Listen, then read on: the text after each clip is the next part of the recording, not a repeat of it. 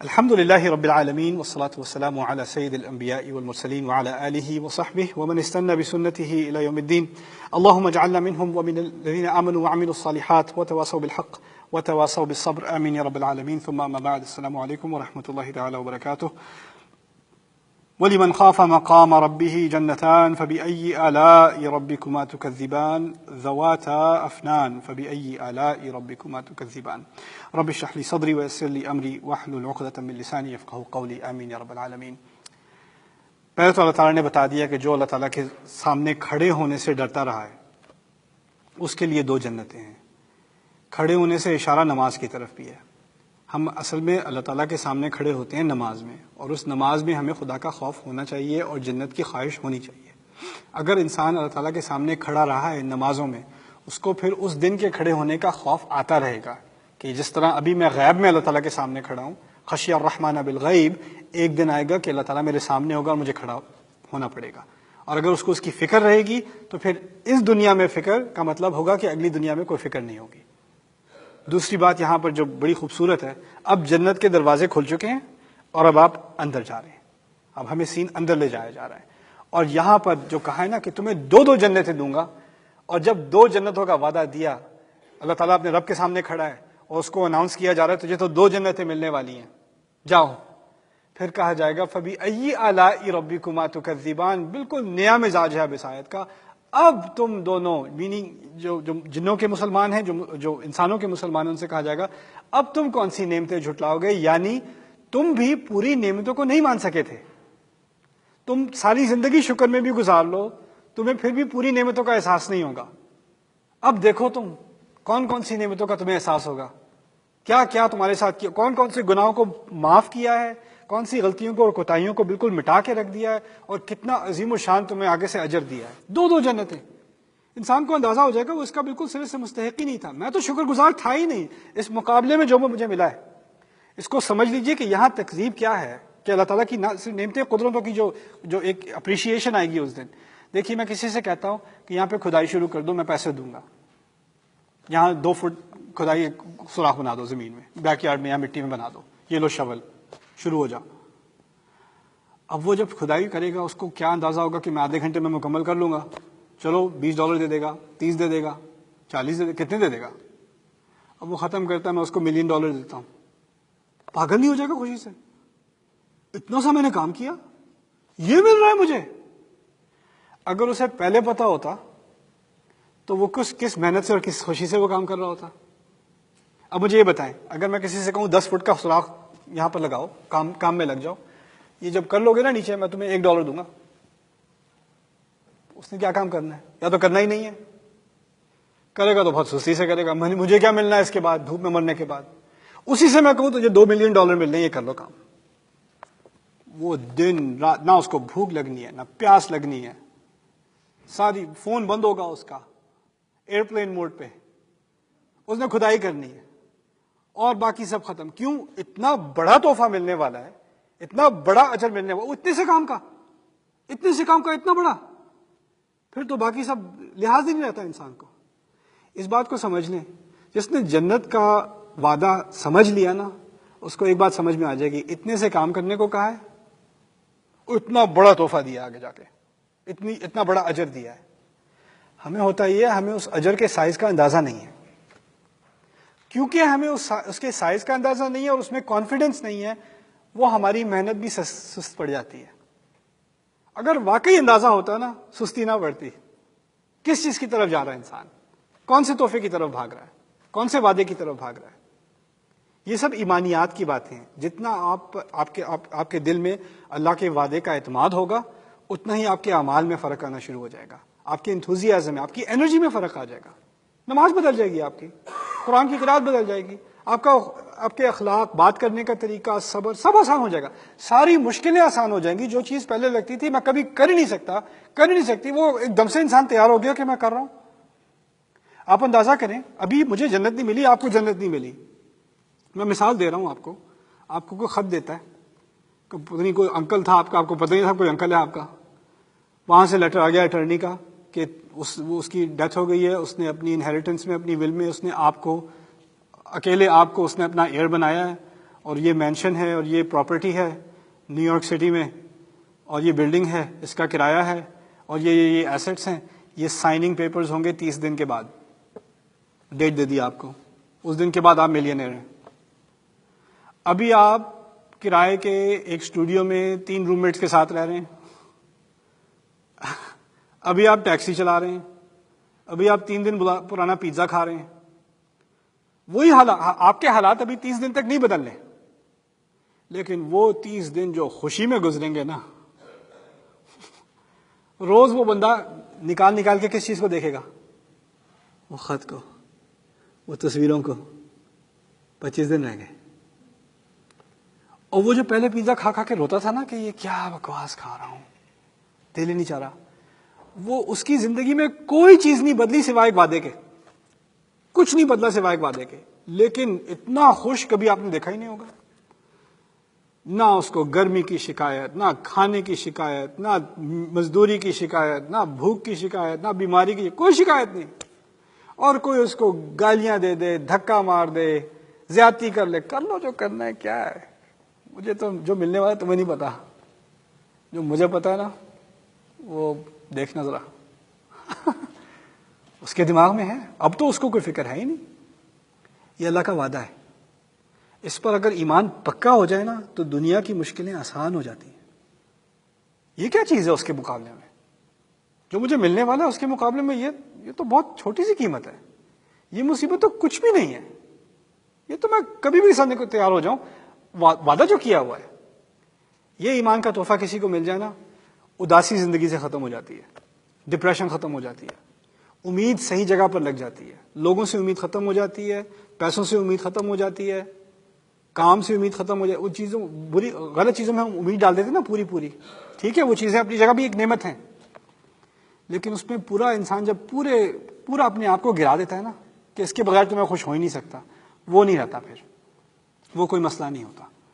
تو یہاں پر اس وعدے کے بارے میں اب ہمیں جنت کی ایک سیر کرائی جا رہی ہے.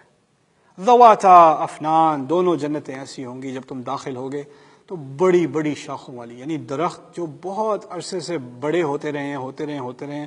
آپ کا ایک واک وے ہے, آپ اس میں جا رہے ہیں, دونوں طرف سے بڑے بڑے درخت ہیں اور آپ بس ایسے گھور رہے ہیں. اسی کو کہا گیا ہے ذواتا افنان, بڑی بڑی شاخیں, اور انسان حیرت سے گھور رہا ہے کہ یہ کیسے درخت ہیں. اور درخت سے ہوتا کیا ہے کہ آگے کا سین بلاک ہو جاتا ہے. جب تک آپ آگے نہیں پہنچتے نا نظر نہیں آئے گا کیا ہے آگے نا, کیونکہ درختوں کی جب گھنے زیادہ ہوتے ہیں تو ویو کم ہو جاتا ہے نا. تو ایک طرح سے ایک مسٹری سی بن گئی ہے, انسان بھی اب سوچ رہا ہے آگے کیا ہوگا, آگے کیا ہوگا, آگے کیا ہوگا. تو اب وہ چلا جا رہا ہے. ذواتا افنان فبأي آلاء ربكما تكذبان فيهما عينان تجريان.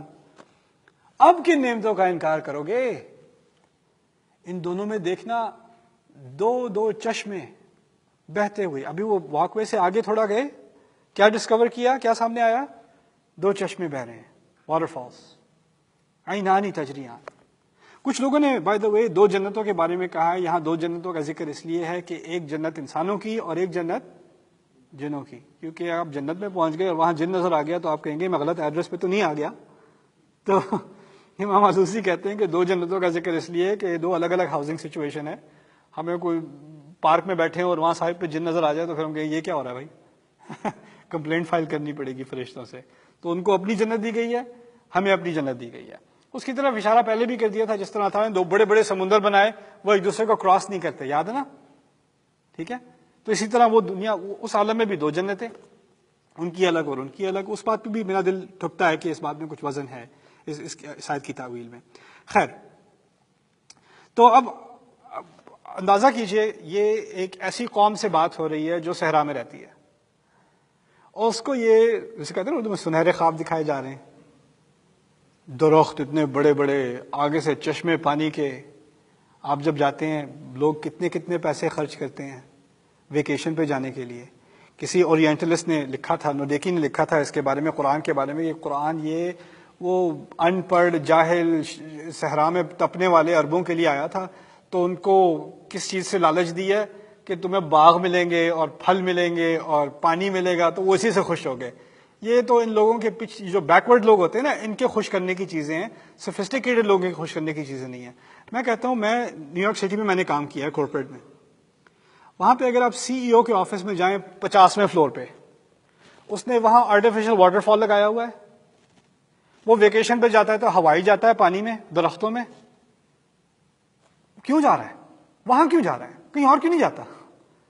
دنیا کی سب سے مہنگی ریزورٹس، کیا ڈسکرپشن ہوتی ہے ان کی؟ کیا اگر آپ تصویر دیکھتے ہیں دنیا کی سب سے ایکسپینسو ریزورٹس میں پانی ہوگا، درخت ہوں گے، خاص کر کھجور کے یا پام ٹریز ہوں گے، خاص کر یہی ہوگا نا. اور مزے مزے کے ڈرنکس ہوں گے. اشتہار میں بھی دکھائیں گے کوئی درخت کی چھاؤں میں لیٹا ہوا ہے اور آ کے اس کو ڈرنک دیا جا رہا ہے. یہی دکھاتے ہیں نا. ہزاروں سال پہلے یہی تو کہا اللہ تعالیٰ نے. کیا نہیں چیز کہی ہے؟ یہ انسان کی فطرت میں ہے.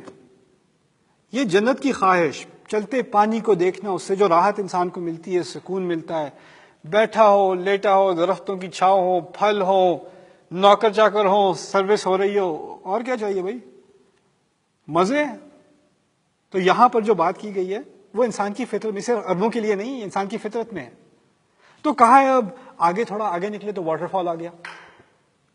اب واٹر فال پہ اگر آپ کہیں پارک میں جاتے ہیں، ہم تو ساری چھٹیاں ہماری ایک ہی دنوں پہ ہوتی ہیں تو سارے پارک پہنچ جاتے ہیں، اور پھر جو اچھے اسپاٹ ہوتے ہیں وہاں سارے بھرے ہوتے ہیں، اور جب وہ فارغ ہو جاتے ہیں وہاں کوڑا رہ جاتا ہے.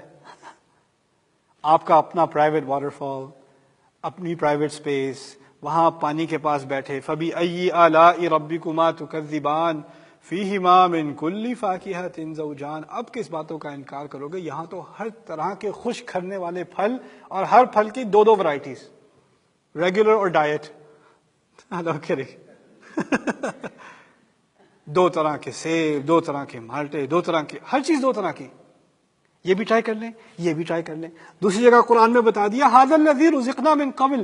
لوگوں کو پھل دیا جائے گا تو وہ کہیں گے یہ تو دنیا میں بھی یہی تھا نا. اچھا یہ اسٹرابیری یہاں بھی ملتی ہے؟ اچھا دکھانا ذرا. وہ اتو بھی ہی متشابہن، لگے گا وہی، لیکن جب ایک دفعہ چباؤ گے تو یہ کیا ہو گیا، یہ کیسے ہوا؟ اور پھر اس کا بھی ایک مزید فلیور. تو یہ اب آپ کی آپ کی خاطریں ہو رہی ہیں، آپ چشمے کے کنارے پہ بیٹھے ہوئے ہیں، اور یہ پھل اب آپ کے سامنے دو طرح کے پیش کیے جا رہے ہیں. فَبِأَيِّ آلَاءِ رَبِّكُمَا تُكَذِّبَانِ. لیکن اگر چشمے کے کنارے ہوں تو کوئی بیٹھنے کی صحیح جگہ تو ہونی چاہیے. آؤٹ ڈورز ہے نا تو زیادہ کمفرٹیبل تو نہیں ہوتا. کیا درخت پہ ٹیک لگاؤ گے؟ کیا کرو گے؟ تو سین کھینچ دیا. متکئین علی فرش، پیچھے ٹیک لگائے بیٹھے ہوں گے لمبے لمبے گدوں پر. فرش عربی میں، اردو میں تو فرش زمین کو کہتے ہیں، فرش کہتے ہیں تکیوں کو یا میٹرس وغیرہ جو موٹے گدے ہوتے ہیں ان کو کہتے ہیں. ٹیک لگائے بیٹھے ہیں گدوں پر. بطائنها من استبرق، جس کے جو تکیے ہیں ان کے پیٹ کے اندر، یعنی اگر زپر کھول کے اندر دیکھتے ہیں نا مٹیریل کیا ہے، تو اندر اس کے موٹی والی ریشم. بطائنها من استبرق. یہ کیوں کہا گیا ہے؟ یہ مجھے تو کم سمجھ میں آیا، میں نے کچھ لیڈی سے بات کی تو کچھ سمجھ میں آیا. دیکھیے اس دنیا میں باہر سے چیز خوبصورت ہوتی ہے. بلڈنگ کا باہر آپ پینٹ کر دیں، پرانی سڑی ہوئی بلڈنگ ہے، بلڈنگ کا ایک فساد بنا دیں، لگے گا برانڈ نیو ہے، 70 سال پرانی. کپڑے بنانے ہوتے ہیں عید کے سستے میں، تو باہر سے کام سارا اچھا، اندر کی سلائی ساری کیا، جو نہیں دکھانا وہ چیپ کر دو. وہ بچی کو پہنا دیا، وہ سارا دن کھجلی کر رہی ہے اندر کے مٹیریل کی وجہ سے، لیکن خیر ہے باہر سے اچھا لگ رہا ہے. رائٹ؟ کسی کے گھر میں جاتے ہیں تو پردے وغیرہ دیکھ کے، کوئی مہمان نواز دیکھ نہ رہا ہو نا، جو ہوسٹ دیکھ نہ رہا ہو، تو چیک یہ کون سا مٹیریل ہے. ہم کیا کرتے ہیں؟ باہر سے ایکسپینسو، اندر سے جتنا چیپ ہو سکے، یہی کرتے ہیں نا. اللہ تعالیٰ دکھا رہے ہیں کہ اس کے جو تکیے ہوں گے، تم جب ٹیک لگاؤ گے تو تمہیں یہ کیسا نرم ہے، اس کے اندر کیا ہے، تو کھول کے اندر دیکھو گے، اندر اس کے کاغذ نہیں بھرے ہوئے، چیپ قسم کی روئی نہیں بھری ہوئی، اس کے اندر سب سے مہنگے قسم کا ریشم بھرا ہوا ہے. جو مٹیریل آپ اندر نہیں کہاں استعمال کرتے ہیں؟ باہر، وہ اندر استعمال ہے. یعنی یہ دنیا اب جہاں آپ جا رہے ہو وہاں پر صرف دکھاوے کی خوبصورتی نہیں ہے، اندر سے باہر تک خوبصورتی ہے. اندر سے باہر تک ہر چیز اوتھینٹک ہے، خوبصورت ہے. اور آپ اسی میں گھومے ہوئی، اس کا مٹیریل دیکھو بڑا زبردست ہے، یہ اتنا اچھا کام، اور یہ وہ، اسی میں آپ مگن ہیں. اور اوپر سے وجن الجنتین دان، اور دونوں جنتوں میں سے شاخیں نیچے اتریں گی اور پھل آپ کو دیں گی. آپ کو تو اٹھنے کی کہا تھا نا، اونچی اونچی شاخیں ہیں، تو پھل کہاں ہیں؟ وہ اوپر لگے ہوئے پھل. آپ نیچے ٹیک لگائے بیٹھے ہیں، اب کون لا کے دے پھل؟ کوئی لانے کی ضرورت نہیں ہے، اوپر سے ایسے ہی درخت نیچے آ کے آپ کو پھل دے رہا ہے. جس پھل پہ نظر لگا دی وہ آٹومیٹکلی آرڈر پلیس ہو گیا، کوئی وینڈنگ مشین نہیں، کوئی کریڈٹ کارڈ ڈالنے کی ضرورت نہیں، کچھ نہیں، وہ خود ہی آ رہا ہے. وَجَنَ الْجَنَّتَيْنِ دَانٍ، اور جیسے ہی ہاتھ میں پھل آئے گا پھر کہو گے فَبِأَيِّ آلَاءِ رَبِّكُمَا تُكَذِّبَانِ، اب کس نعمت کا انکار ہے بتاؤ.